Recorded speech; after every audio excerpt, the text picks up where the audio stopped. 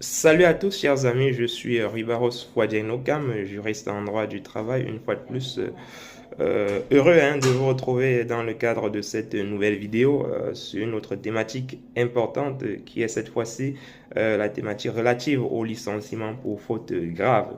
Alors, j'ai fait une veille juridique cette semaine et je suis tombé quand même sur un arrêt intéressant de la Cour de cassation qui revenait sur le licenciement pour faute grave.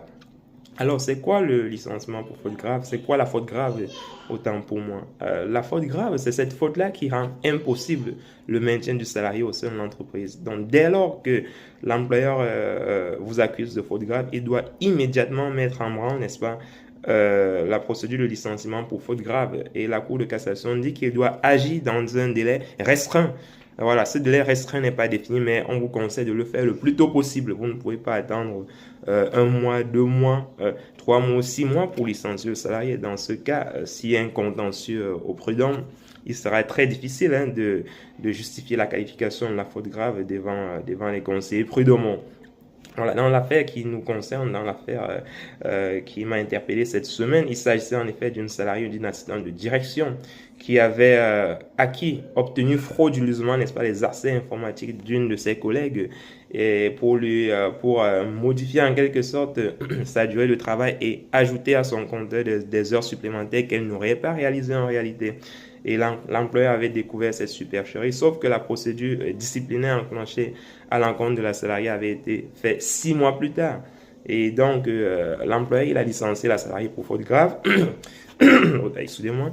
Vous imaginez bien que cette dernière a contesté son licenciement. Elle a saisi les instances compétentes et en indiquant effectivement dans ses réquisitoires que voilà, elle n'était pas, la faute grave n'était pas justifiée dans la mesure où le licenciement est intervenu 6 mois après les faits qui lui étaient reprochés.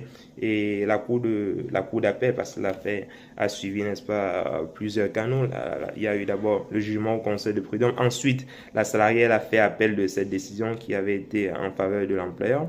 Et au niveau de la cour d'appel a donné gain de cause à l'employeur et la salariée n'étant pas satisfaite, elle s'est pourvue en cassation. Donc, elle a saisi la cour de cassation, n'est-ce pas, pour faire invalider cette décision de la cour d'appel.